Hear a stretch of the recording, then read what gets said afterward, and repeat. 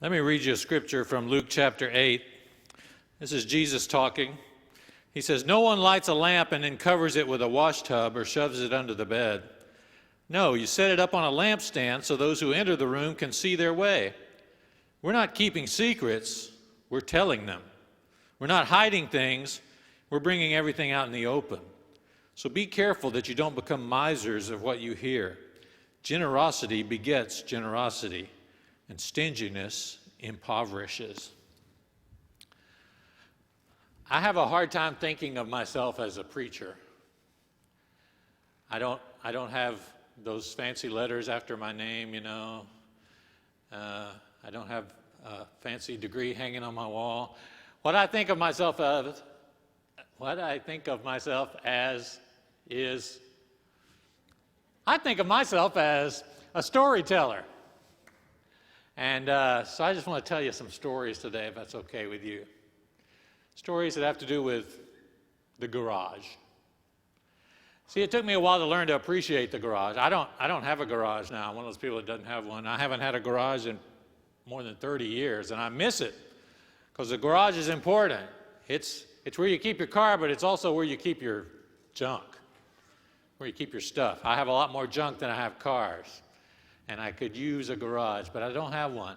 And I didn't really realize what was so important about a garage until I think it was the summer when I was about 10 years old. Now, I grew up in a small town. I mean a small town.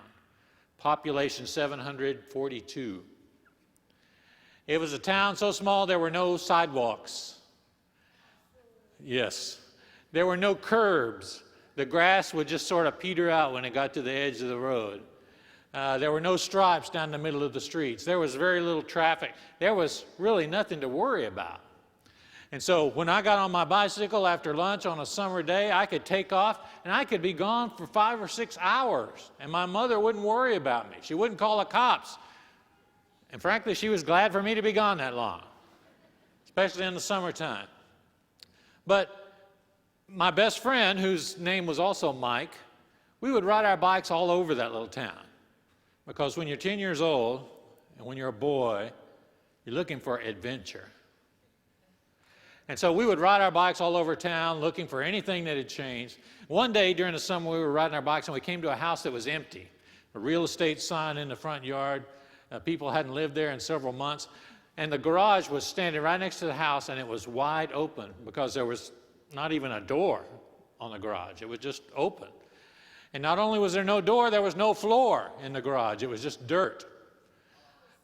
Yes, it was pretty rustic. So we pulled in there because it was a shady place to get out of the sun for a little while, and we started looking around this deserted garage.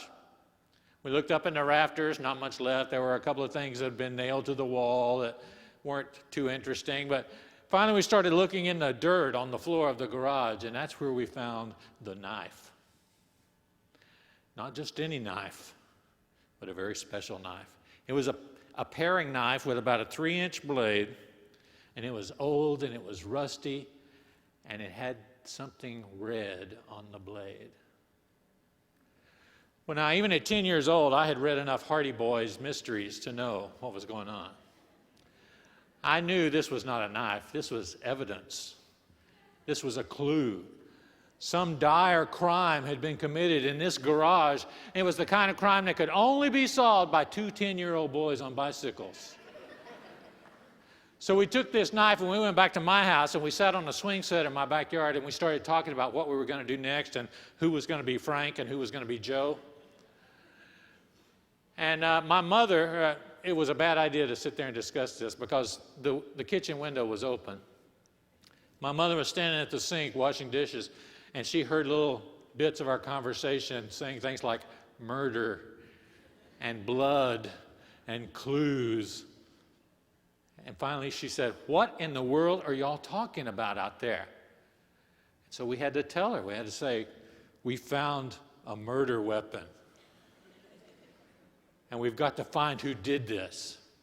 So she called my dad. He comes home. He looks at the knife for about 3 seconds. He says, "Somebody used this knife to open a can of red paint." So the case was solved very quickly. We were really good.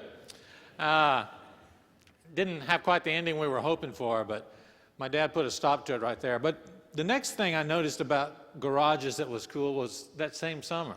This time I was riding around by myself on my bicycle, and I saw a crowd gathered around a garage.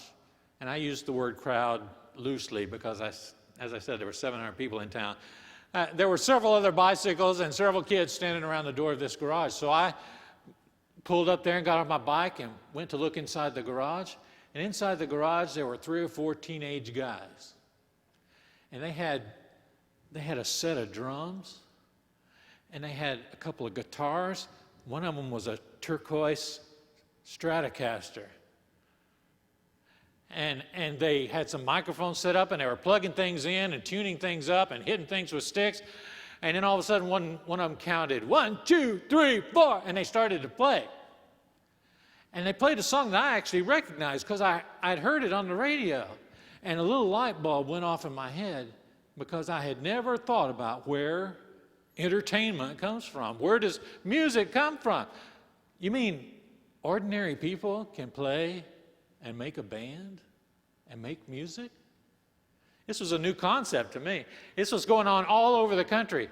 Thousands and thousands and thousands of people had seen the Beatles on Ed Sullivan and said, let's go buy a guitar. Let's start a group. We can practice in my garage. It was such a prevalent trend that garage band is a term that's still used today, not just to describe a whole genre of music, the kind of music that you only have to know 3 chords to play, so it's easy to get up and running. Songs like Hang On Sloopy and Louie Louie, like you heard before the service today. That's what every band starts with. But garage band doesn't just describe the kind of music, it describes an important step in the growth of just about any group you can name. Virtually all of them start off in the garage. And it was the first time I realized that something amazing and almost miraculous could come out of a place where you usually stored your car. That's not the only thing that came out of a garage that turned out to be life-changing. There's a couple of guys in 1939, Bill, Dave. They decided they were going to start making electronics equipment in Dave's garage. Now, they could have called their company Bill and Dave's Electronics. Nice, friendly sounding names. Instead, they decided to use their last names. Hewlett Packard started in Dave's garage. Grew to be a huge, influential company. Or a young cartoonist from Kansas City named Walter moved from Kansas City to Los Angeles. Broke. He only had enough money to set up his drawing studio in his garage, and he started drawing pictures because he wanted to make animated cartoons. And Walter, whose last name was Disney, turned out to leave that garage pretty quickly and outgrow it. The Whammo company that gave us Frisbees and hula hoops, for kids. Somebody got that. I can't believe it. Thank you, Joe. They started out in a garage. Or take a married couple of Ruth and Elliot Handler. They started out in their garage making toys out of scraps of wood that they could find from other projects. And they were making toy blocks and little toy trains out of wood. And after a few years, they were limping along, just barely surviving. And Ruth decided she would make something different because she noticed her daughter liked to play with dolls, but she didn't like to play with baby dolls anymore. And Ruth thought, what if we made a doll that looked like a fashion model? In fact, what if we named it after our daughter, Barbara? And so the Barbie doll and Mattel, the largest toy company in the world, started in the Handler's garage. Even more recently, in 1976, a couple of guys named Steve start tinkering. And they build in a wooden box a computer. Now, up to this time, computers were things that took up a room. And nobody ever dreamed of having a computer in their home until Steve Jobs and Steve Wozniak built this computer in a wooden box and said, we're going to call this the Apple. And it was the first personal computer, and it started a worldwide revolution that life would never be the same after that. One of the people who bought one of those early Apple computers was a teenager in Houston, Texas. First thing he did was take it apart completely. Completely dismantled it. He wanted to see how it worked. Fortunately, he was able to put it back together, and it still worked. And when he went to UT as a freshman, he began to assemble and sell computers out of his dorm room in Jester. And quickly, he was making so much money that he quit school in his freshman year. And he started selling computers out of his house, out of his garage, out of the trunk of his car. And Michael Dell was on his way. And even more recently than that, in 1998, the same year we built this building we're in, a couple of guys incorporated in their garage in Menlo Park. They named their company the strangest thing. They named it Google. And in only 12 years, Google has become one of the most lucrative productions that has ever been launched. And it started in a garage. Amazing things can start in the humblest of circumstances. We love these stories. We love to see how something that is revolutionary and life-changing and earth-shaking, how it starts in an insignificant place. Why do we like those stories so much? Well, I think here's the reason. Because we have a garage band religion. See, they didn't have garages 2,000 years ago, but they had barns, they had stables, they had the equivalent of a garage. And so when the creator of the universe decides to send his son to show people a new way to live, to tell people how much he loves them, he chooses not the biggest palace, not the most ostentatious entry he could make. He chooses a garage, a barn where the animals are kept. And Jesus is born, and things would never be the same. You know what happened 30 years ago? 1979 in Austin, Texas. 60 people got together because they wanted to create something life-changing. 60 people is too much to fit in a garage. So they had to start meeting in a schoolhouse instead. But these 60 people had a dream. Like all of these garage bands, they have a dream. They all start with a dream. And these 60 people had a dream of a different kind of church, a church that was based more on grace than on guilt. A church where you could be excited about going on Sunday morning instead of saying, oh, I got to get up and go to church again. A church where you could be made to feel God's love for you instead of God's judgment against you. It was a revolutionary idea in 1979. And very quickly that schoolhouse started drawing crowds. And River Bend Church was born. It grew by leaps and bounds to the extent that when River Bend built their first building, which is the Fellowship Hall now, first Sunday they met in there, they packed it out. They outgrew their building the very first day they met in it. So they had to add additional services. They had to hire additional staff. They had to build extra rooms. They had to make the garage bigger. And then in 1998, we built this big garage right here. And it all started with a dream in 1979 of a new way to do church. But you know what? We've got a problem. You look around you, there's a lot of empty seats. We don't see people lined up outside the door to get in to River Bend. Why is that? I think I may have an answer. Remember that band I saw when I was 10 years old playing in the garage? I would love to tell you that band turned out to be ZZ Top, but they didn't. As far as I know, they never played anywhere but in that garage. And see, that's the problem. Like the song said, in my garage, nobody hears me sing these songs. That's not a good thing when you're in a garage like we are. There's a real cute saying that I've heard a lot of religious people say, and I've said it before, trying to be funny. And usually you say it when you're conversing with somebody and you say, well, are you a Christian? And they say, well, you know, I go to church just about every Sunday. And then you're supposed to answer, well, you know, Sitting in church doesn't make you a Christian any more than sitting in a garage makes you a car. Ha ha ha ha.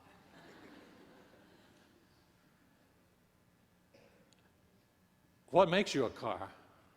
Well, I would submit to you that what makes you a car is being able to get out of the garage and move down the road. And I think that's what makes you a Christian too.